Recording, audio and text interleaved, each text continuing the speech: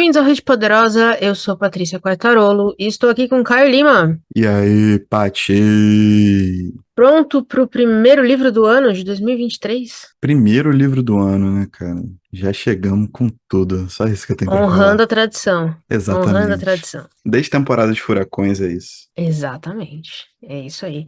Também de uma latina, né? A gente tá indo muito bem com essa nova, com a literatura contemporânea da América Latina. Tá um estouro. Meu Deus. Tá Ah, difícil segurar. deve ser por isso que a gente defende aqui há 5 anos, que tem muita gente foda, né?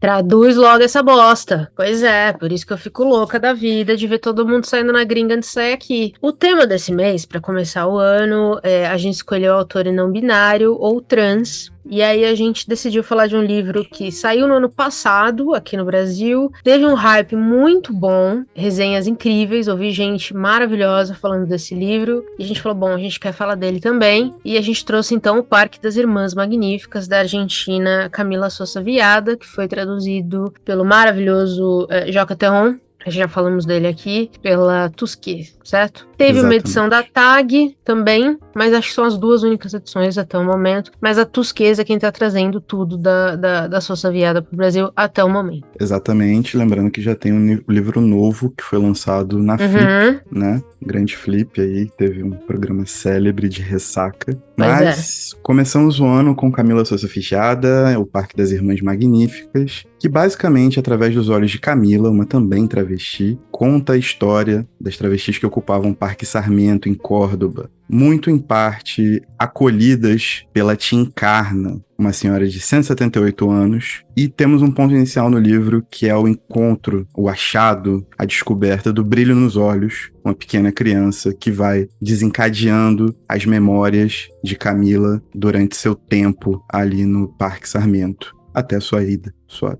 partida, sua saída. Muito bem. Ótimo resumo. Você participou de alguma... A Camila tava na Flip, né? Ela tava na Flip, sim. Você participou de alguma mesa dela? Cara, participei daquele jeito, né? Eu não tava bem nunca, assim, né? Tava meio lá, meio cá. Mas eu assisti a mesa principal, que ela fez junto com uma autora brasileira que agora me foge o nome. E eu acho que é muito interessante ver a Camila hoje e procurar vídeos de apresentações, palestras, ou até mesmo da Camila como atriz, e ver como ela meio que transformou a própria forma como ela se apresenta. Parece que até como para se resguardar um pouco da fama, das pessoas vindo descobri-la e querendo saber coisas. Porque a Camila da Flip, assim, ela tava muito bem-humorada, muito simpática sempre, mas, não sei, ela parece que esbarrava, tipo, tinha um muro ali, sabe?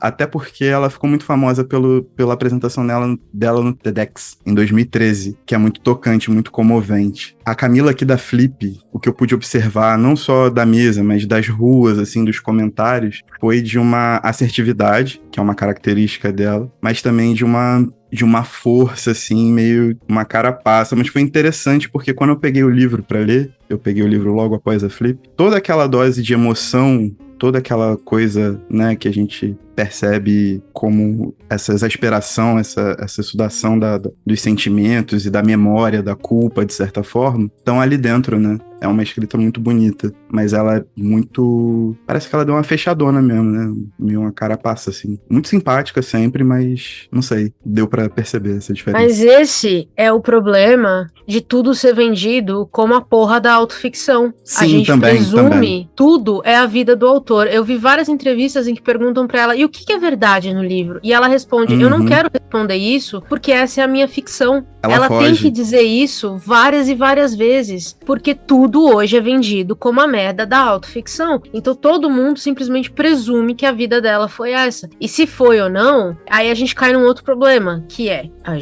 já tô irritada. Você já começou falando de autoficção, você já me colocou nesse ponto, mas o problema aqui é que ela conta uma história que é muito familiar, né? Quando a gente fala de travestis. Que elas são muitas ali chutadas de casa pela família, que não aceitam quem elas são, né? É uma história muito familiar. E aí elas não conseguem emprego, né, em nenhum tipo de emprego, muitas não conseguem estudo, então elas têm uma escolha única de emprego para se manter, porque vivemos num mundo em que você precisa de dinheiro, você precisa ter alguma ocupação, ter alguma renda, então elas vão se prostituir. E aí ali elas formam uma família, né, uma família adotiva. É uma história muito, não é normal, mas é uma história muito comum, infelizmente. Sim. E aí, o problema que acontece é, como as pessoas só ouvem essas histórias, elas automaticamente presumiram que essa é a história da Camila também. Eu acho que ela ficou de saco cheio de responder isso. Eu acho que tem 2 pontos complementares que você cita e que a gente pode puxar um fio, que normalmente a gente comenta sobre o autor no final, mas aqui a gente já entrou por conta dessa coisa da Mas autoficção. agora eu já tô brava, vamos. Não, já foi, já era. Mas uma é a questão da perda da privacidade, né?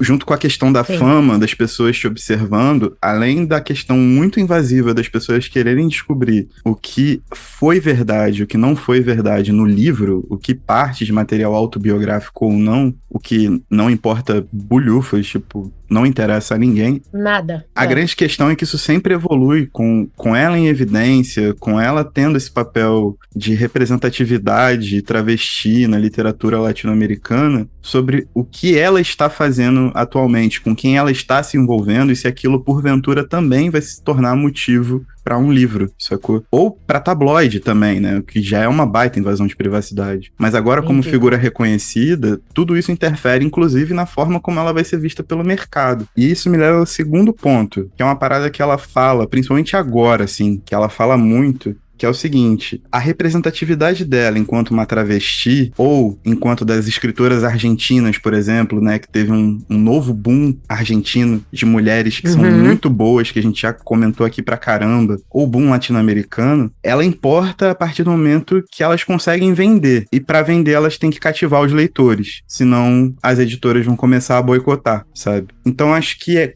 quando ela conseguiu se estabilizar na vida, sendo uma escritora, porque ela é formada em artes cênicas e tal, ela é atriz também, ela tem uma longa caminhada cultural, mas ela conseguiu se firmar como escritora, ela viu que esse mercado, na verdade, é muito mais hostil do que qualquer outra coisa, sacou? Do que a própria literatura que ela produz, sabe qual é? Porque ela provar, de alguma forma, que aquilo que ela tá fazendo é, além de bom, vendável. Tipo, tem que estar no mercado de alguma forma. Eu acho que isso leva a uma série de problemáticas na própria forma de escrever, que eu já vi outros autores falando, outros autores versando sobre de uma maneira muito contundente, às vezes até muito poética. Eu sempre falo do Romance Luminoso, do Mário Levreiro, que é um livro sobre isso, basicamente, sobre um escritor velho preso a essa função de escrever e essa rotina, cheio de manias e tal. Mas eu acho que essa visão também é uma visão muito pragmática do mercado, uma visão muito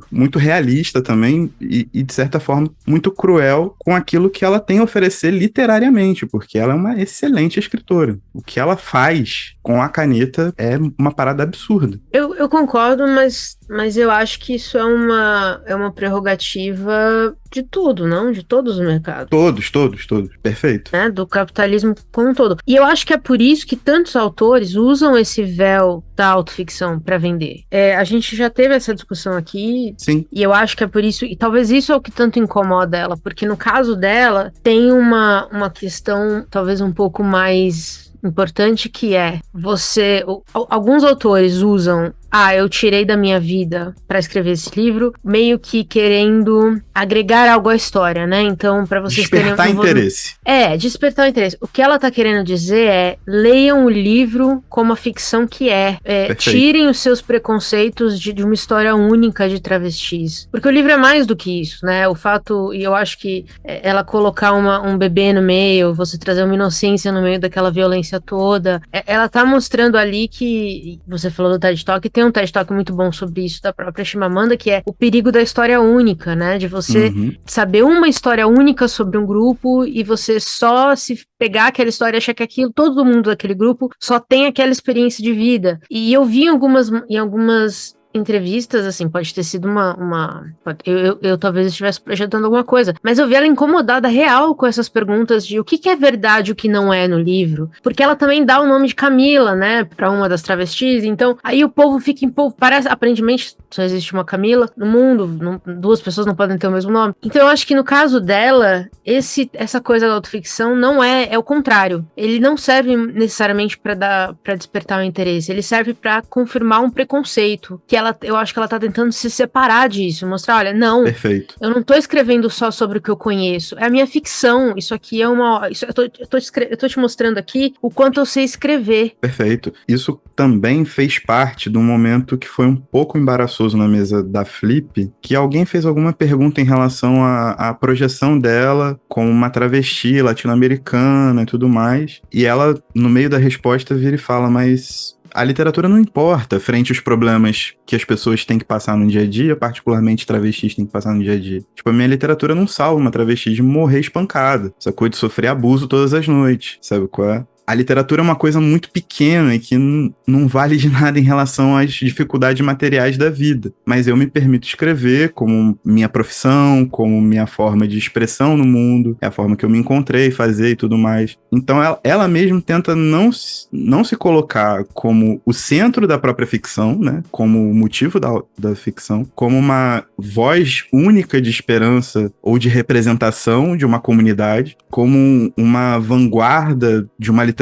latino-americana, de um novo boom latino-americano. Ela tenta escapar dessas pressões todas. É bem interessante a postura dela, porque é uma análise muito material de mercado e de como todas essas funções vão sendo empurradas e de como muitos escritores diferentes dela acabam assumindo parcialmente ou até assumindo totalmente a postura para se manterem relevantes e conseguirem sobreviver no mercado, porque ainda assim é uma profissão, as pessoas precisam pagar suas contas, elas precisam continuar escrevendo, elas têm um sonho, né? Enfim, existem vários fatores que interferem na produção literária de alguém durante o tempo e no reconhecimento dessa produção literária. Então é bem interessante a postura dela, porque não é uma postura comum. E mesmo assim, ela tá numa fase ascendente muito forte, né? Ela vem publicando cada vez mais, ganhando mais reconhecimento, participando de eventos maiores e tudo mais. Então, é interessante acompanhar esse movimento dela e como ela defende a própria literatura, como ela se defende. É diferente. Tipo,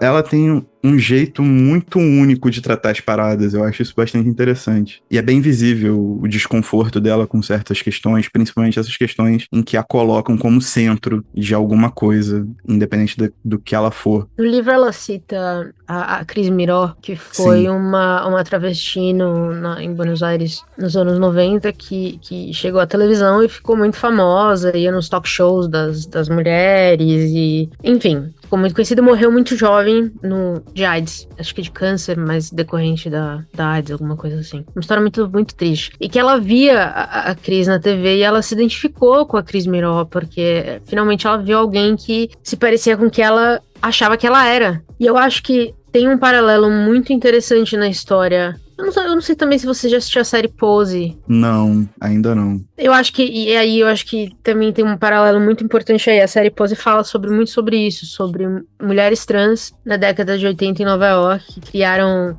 muitas da cultura pop que elas influenciaram, e obviamente não fizeram parte depois, mas enfim, a gente deixa essa conversa pra outra coisa, mas existia o fetiche, né, da Cris Miró. A Cris Miró era a única na televisão argentina. Então eu acho que a Camila também isso também tem no livro, né, porque os mesmos homens que as matam, que batem, que estupram, que as violam, também são os clientes. Então essa hipocrisia recorrente da sociedade tá no livro, e ela viu isso muito, muito com a crise. Eu acho que isso também existe no mercado. É a única travesti argentina hoje que a gente conhece de projeção internacional que está falando, viajando o mundo. Então ela vira a porta-bandeira de todas as travestis. Então, assim, ela não pediu, ninguém falou nada, ela de maneira nenhuma disse que é isso que ela queria ser, mas de repente ela se vê nessa posição porque as pessoas simplesmente colocam, tem essa questão da fetichização, não sei se é uma palavra, e de ver essa mulher. Isso isso acontece muito com minorias, né? Quando uma minoria ascende, assim, se torna, qualquer voz de uma minoria se torna um pouco mais alta, aquela pessoa se torna a porta-voz oficial, quer ela tenha pedido ou não, quer ela queira fazer isso ou não. E eu gosto muito que a Camila fale abertamente contra isso, porque eu acho muito danoso, sabe? Porque no momento que a Camila fala alguma coisa que é considerada, puxa, falei alguma coisa que não é tão politicamente correto, tem uma opinião, porque as pessoas não são, as pessoas são pessoas, a gente tem opiniões que são A, B e C, nem todo mundo concorda com tudo, porque no momento que ela soltar uma opinião que não é todo mundo concorda, aí o movimento inteiro é cancelado, entende? É isso que acontece. Sim. Então eu acho que também é meio que uma armadilha que o próprio sistema cria para as pessoas. Eu concordo. Filosofia demais, né? Não, a gente debateu muito sobre isso no episódio que a gente fez sobre o BBB e aquela questão que tava rolando sobre a Carol Conká, Lumena. Verdade. A gente falou do Rituais... Olha, parece que faz 20 anos já. Verdade, nossa. A gente falou muito sobre um livro chamado Rituais de Sofrimento, da Silvia Viana, que trata dos reality shows, mas traçando um paralelo, né, guardadas as devidas proporções, o que parece que a Camila tenta fazer a todo momento é impedir que a vida dela vire um reality show, porque é exatamente isso que acontece, tipo, um deslize que você dá e você vai deslizar durante a sua vida em algum momento, porque é natural. Faz parte. Sacou? Ou nem um deslize, né, mas uma atitude que você tenha que certas pessoas não aprovem ou esteja sob algum tipo de discussão, etc. Ou confronte algum valor pré-estipulado ou uma idealização da sua imagem, isso vai fazer com que você seja massacrado da mesma forma que você foi erguido. E eu acho que ela tenta confrontar muito essa parada.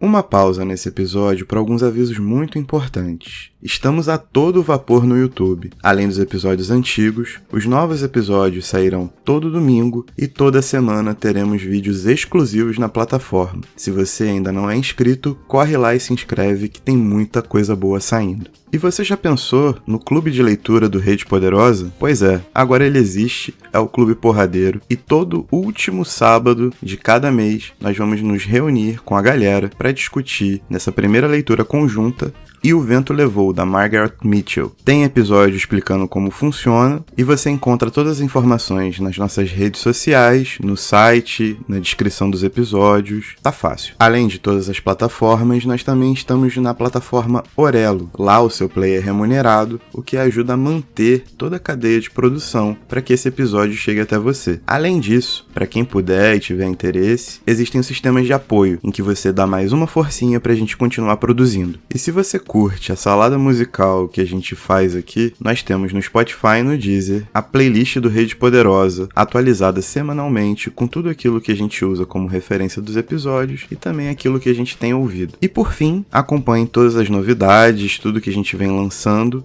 através do nosso Instagram, o @CentralRedePoderosa. E agora, de volta à programação normal. E eu acho também que isso está muito refletido no livro, né? A Camila fala das próprias experiências, é um livro narrado em primeira pessoa, mas ela, além de coletivizar, né, essa pessoa, ela tenta contar um pouco de cada uma das travestis que compunham aquele grupo que frequentava o parque. E eu acho isso muito interessante também. Apesar de você ter um ponto de vista bem definido, né, da Camila narradora, no caso, a Camila personagem, essa tentativa de compartilhar e entregar as características de cada uma do que estava ali, como as histórias se entrelaçavam, como elas giravam em torno de uma figura mais que centenária, né? São 178 anos que a Tia Encarna tinha, tipo, tem essa questão do fantástico, que também é uma parada muito bem utilizada durante o livro, mas eu acho que é um movimento que a própria literatura dela faz. Esse movimento é composto por essas pessoas, e eu tô escrevendo uma personagem que vai apresentá-las a vocês, como se fosse uma grande crooner, uma grande MC, né? Fazendo uma referência ao hip hop, que é uma cultura que eu tô mais acostumado.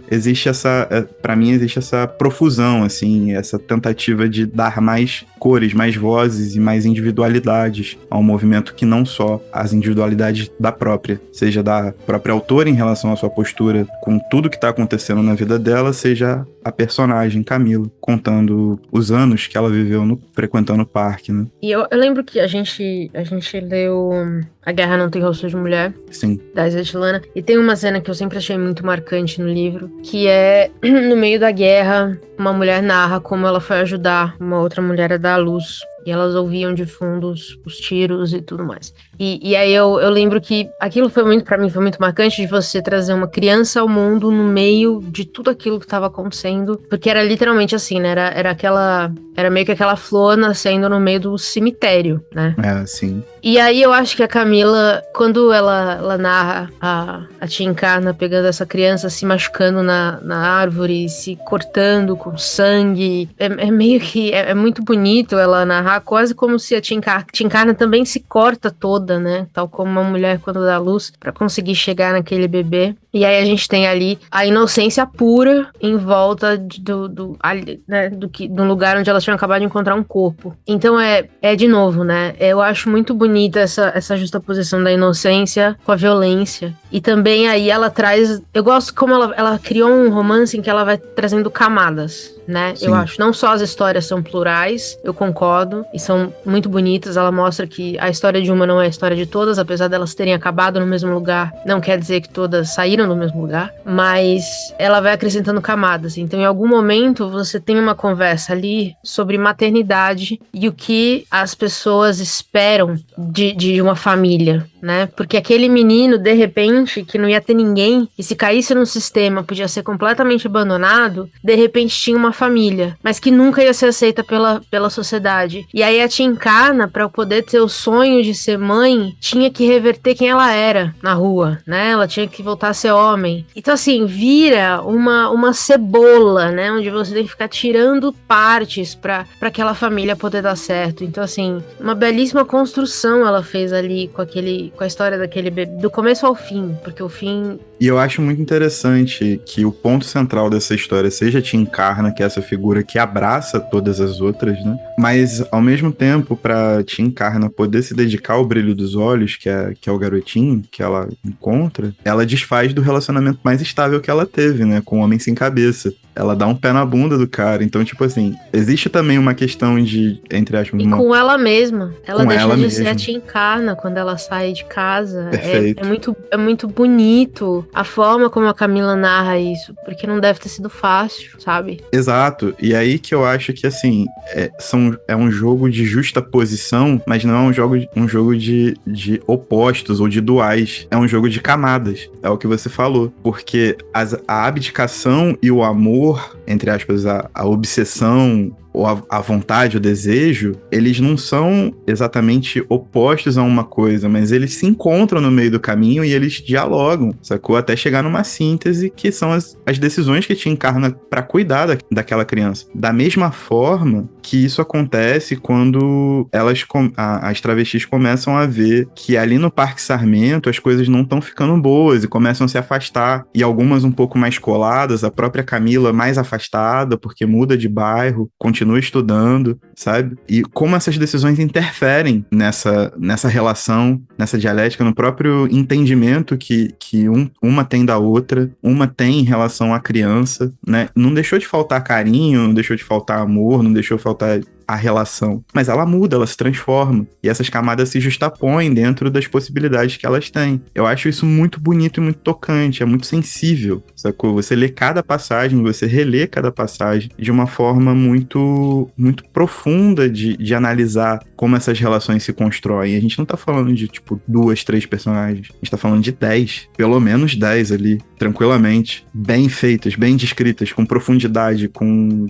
lastro, com começo, meio e fim, dentro da história, né? Dentro do enredo. Uhum. É muito grande, é um esforço muito grande. Eu acho muito, muito interessante como esse livro consegue ser tão sensível, tão bonito e ao mesmo tempo ser tão dilacerante. Sabe qual é? De cortar o coração mesmo. Em várias passagens, várias passagens. Mesmo nas mais bonitas, é de cortar o coração. É sempre meio que uma dor permanente, sabe?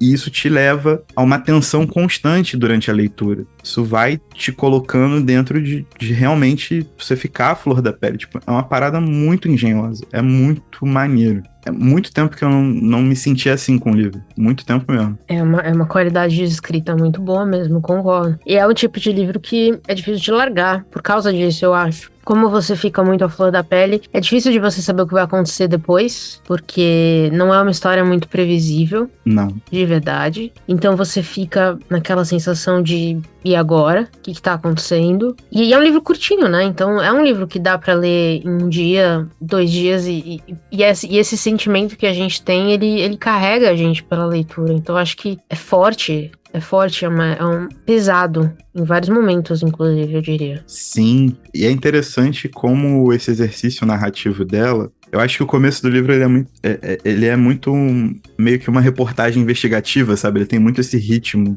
de ir te levando pra dentro e de repente ela corta para as cenas que são mais descritivas, que são as cenas de violência, as cenas em que ela tá ali descrevendo uma relação, uma esperança de relação frutífera, mas no final das contas, assim, é só mais uma relação em que, por exemplo, a própria Camila é violentada, sacou? Mas a Camila narrando pela polícia, por um amante que ela teve que abandonou a menina depois de ter mijado o quarto todo e feito várias atrocidades. Mas ela consegue deixar você a par daquela esperança. E você fica, caraca, agora a Camila vai dar certo, pô. Achou o maluco da vida dela, vai ficar show. Na página seguinte, o porradeiro volta, a decepção vem, tipo, bum, sabe? É uma experiência muito... É um livro quase performático também. É quase teatral na forma, né? E a experiência como atriz dela, com certeza, conta muito. Porque em alguns momentos essas descrições seguem meio que uma parada meio roteirizada mesmo, de ação, do filme acontecendo. Muito bem feita. E pra te gerar esse clímax e te colocar num hype, e depois te tirar do hype e te mergulhar num poço profundo de tristeza. E aí, pô, uma paradinha feliz acontece e você já fica com um olho brilhando e começa a chorar. Aí de repente você chora porque tá triste de novo. E é isso, cara. É um mergulho muito intenso e muito gostoso de ter. A literatura que a Camila produz é maravilhosa, né? Fantástica em todos os sentidos. Bom, a gente só leu esse livro, então a gente vai descobrir mais, acompanhar a carreira dela agora. Imagino que... tô curiosa pra ler esse segundo livro que saiu e definitivamente é uma autora que eu quero acompanhar, com certeza, porque foi que nem a gente teve a mesma coisa com a Meu Chore, né, cara? Bateu, deu certo. Sim. Tamo junto, vamos ver o que vem aí. Exato. Só que eu não vou fazer igual eu fiz com o Meu Chore, que eu não li Paradise até agora. Eu pretendo ler tanto Paradise quanto, acho que é Sou uma Tola por Te Querer, né? Que é o novo título da Camila. A Camila é tão boa que eu tô lembrando do título do livro, pra vocês terem noção de como funciona. Mas é isso, eu acho que é uma autora que eu quero acompanhar tudo. Eu sei que ela já lançou um livro de poemas, inclusive, lá fora. Tem mais livros dela publicados, contos, então tem bastante material dela pra chegar também. E ela é muito jovem, né? Ela é muito jovem. Pois é, ainda dá pra fazer muita coisa boa. Vamos falar sobre a tradução, porque eu lembro quando a gente tava conversando sobre esse livro, a gente ficou muito animado do Joca ser o tradutor, e ele tinha comentado no Twitter sobre o trabalho de traduzir esse livro, e você comentou comigo que ele fez até uma thread, ele comentou um pouco sobre algumas das peculiaridades de traduzir esse livro, que não foi um trabalho tão simples quanto poderia parecer, né? Sim. A Camila escreveu também, né? Se colocando como parte do livro, tendo um narrador em primeira pessoa, você tem que ser o mais real possível. E aí existe uma questão que é, de certa forma, dialetal, né? São as gírias que as travestis usavam, que elas aparecem no livro. E isso me fez pensar muito no primeiro momento, quando eu vi a thread do Joca, sobre como ele lidaria com isso, porque são soluções de tradução. Aí a gente pode entrar até numa questão de que o Joca é um homem branco cisgênero e tudo mais, e como é que ele ia mergulhar, fazer esse estudo para poder traduzir esse livro dentro das suas especificidades. E aí eu li pelo menos umas 30 páginas do original, e além de conseguir recompor, assim, e ter feito um excelente trabalho em relação à condução da tradução, dos termos e tudo mais, eu acho que o mais difícil, depois de ter lido, é acompanhar o ritmo da Camila, que é um ritmo acelerado, cheio de sobe e desce, e essas paradas assim. E eu acho que, assim, foi um belo trabalho, sabe? Tipo, de conseguir manter a identidade da Camila ali. Eu acho que foi um trabalho muito feliz do Joca. tem um esforço latente ali, eu acho que o segundo livro também é traduzido por ele, o Sol Matou-la por Te Querer. Pô, não diminui em nada a experiência, sabe? Tendo dado esse confere, assim, realmente foi uma parada maneira de acompanhar. Pela primeira vez eu fiz esse exercício para um episódio aqui do podcast, mesmo, né, que tenha sido um exercício curto e rápido e não experimentado, né, porque eu só sou um leitor curioso. Mas isso entrou no nosso radar porque o Joca comentou, né, dessa Exato. dificuldade. A gente segue ele, a gente tinha visto. E ele mesmo comentou que realmente não era um livro simples de traduzir, justamente por esses termos. E aí a gente ficou pensando sobre isso. Mas não dá pra perceber em nada na leitura. Assim, em momento nenhum, lendo... Eu só li o livro em português, eu não vi nada dele em espanhol. Em momento nenhum você sai da leitura porque uma palavra ali parece bizarra, sabe? Ou parece que não faz sentido, ou parece que não... Porque às vezes isso acontece, né? Quando a tradução, ela tá meio errada, você tá lendo um negócio num ritmo insano, de repente vem Isso, sabe que isso me lembra, né? Terra Americana. Sim. Lembra da Terra Americana? Que do nada tinha umas palavras em espanhol? Uhum. Aí você tá lendo, né? Do nada ela joga um espanhol. Minha amiga, não tinha nem que tá aqui. E aí, então assim, você na hora, você sai da leitura porque você, sabe? Você fica meio perdido. Eu não senti isso em nenhum momento. Assim, a leitura fluiu, que foi uma beleza. Eu acho que em grande parte foi muito legal, Joca, falar sobre isso, porque a gente tem falado muito sobre tradução aqui, e é o tipo de coisa que, quando é bem feito, o leitor não percebe que foi difícil. Então é bom ele falar mesmo que foi, porque foi um puta trabalho. Foi, cara, foi um baita trabalho. E é aquela parada, tipo, tendo feito esse exercício de depois pegar o original e ver o ritmo acompanhando, você não perder o ritmo de leitura, você não olhar pra um e pra outro e falar, aqui tá um pouquinho truncado. E tem uma característica da Camila, nesse livro, pelo menos, é que às vezes ela solta a frase de efeito moral, né? A frase porradeiro. Que é a hora que ela sintetiza toda uma parada numa frase só, que você só fica, né? Você toma aquela na cabeça e vê o tempo passar, sei lá, fica meio fora. E isso acontece da mesma forma, mano. Tá tudo muito bem encaixado, tudo muito lindo. E o livro, sei lá, pouquíssimos erros, quase imperceptíveis, nada que atrapalhasse a leitura, pelo menos. E você teve a experiência com Estrela Vermelha, por exemplo, em questão de revisão. Um livro simples, né? Um livro.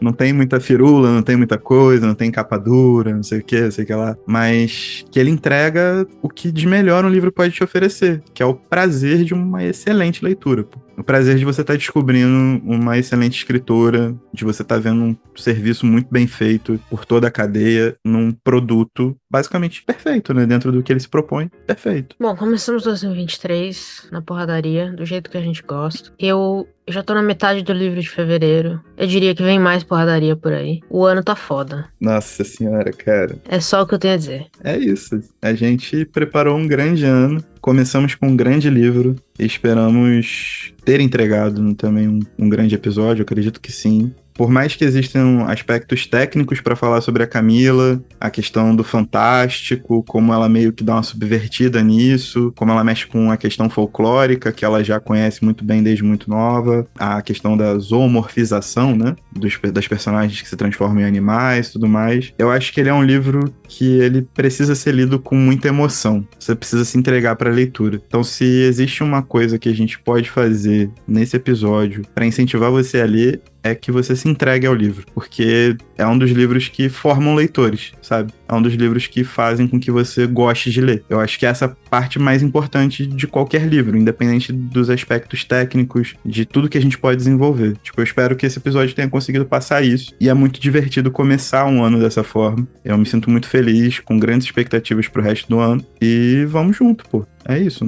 Também vocês vão ter que acompanhar a gente durante um ano. Não vou ficar falando muita coisa aqui, não. É isso. Leia Camila Sousa Villada. Feliz 2023. Temos o episódio? Temos o episódio. E tchau. Tchau.